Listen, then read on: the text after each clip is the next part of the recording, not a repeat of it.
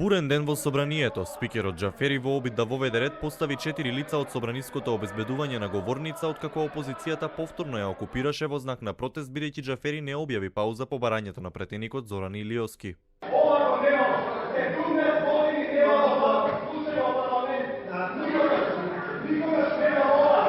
За ВМРО ДПМН ваквиот потег на Џафери е обид да се предизвика инцидент. Тој пак им одговори дека продолжението на работното време на собранието се должи на големиот број пратеници од опозицијата пријавени за реплика.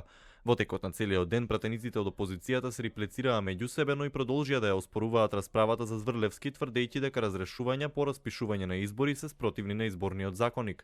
Атмосферата ја вжешти репликата на пратеникот Богоевски, кој рече дека преку одолговлекувањето на расправата ВМРО ДПМН се обидува да го сокрие криминалот. Пратеничката Рангелова пак одговори дека седницата ја блокираат поради, како што рече, игноранскиот однос на власта.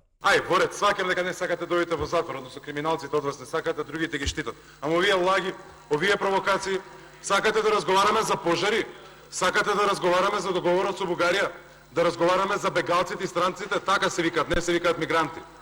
Ке разговараме од кој ќе биде готов Зврлевски. Постојано зборувате пред јавноста зошто се одолговлекувало разрешувањето на јавниот обвинител Марко Зврлевски.